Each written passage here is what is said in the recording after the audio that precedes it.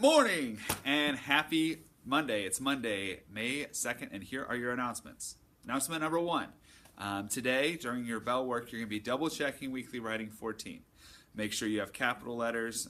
Make sure you have periods at the ends of all your sentences. Make sure each question response is at least 5 to 7 sentences long, because that's how long your paragraph should be. And then get that turned in. You also need to make sure, if you haven't turned in your journals yet, maybe you wanted to count up how many times you use each strategy, maybe for whatever reason you were doing that. You need to make sure that you have those turned in as well. And then when you're done with all that, you can go ahead and turn in your World War II book. Okay? It's okay to turn in that World War II book. You won't need it again. Now, this week we're going to be focusing on poetry. We're going to be finishing up our brackets discussion. And then on Friday, we're doing something kind of cool. It's called Poetry on the Patio. And what that is we are going to go to the library and the courtyard on Friday, and we're going to be celebrating poetry. We're going to invite other classes to come in, and we're going to be hosting this event. Now, there are going to be so many things that people can do. One, we're going to have some sidewalk chalk where you could write poems. Two, we're going to be doing an event called Poem in Your Pocket Day on Friday, and I'll explain that later on this week.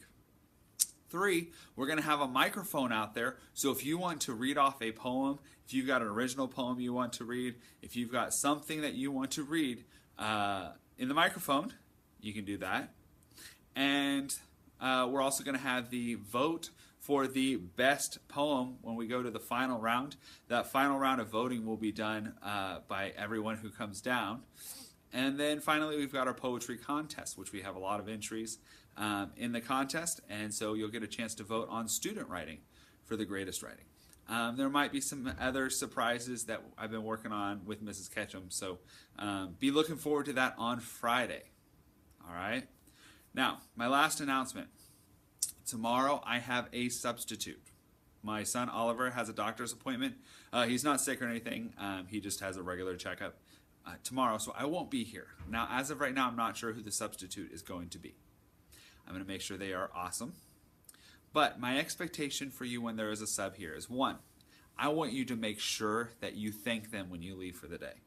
They are giving up their time. I know they get paid to be here, but they are still choosing to be here. They have a lot of schools they could go to, and they make the choice to come to SFT, and we want to represent well.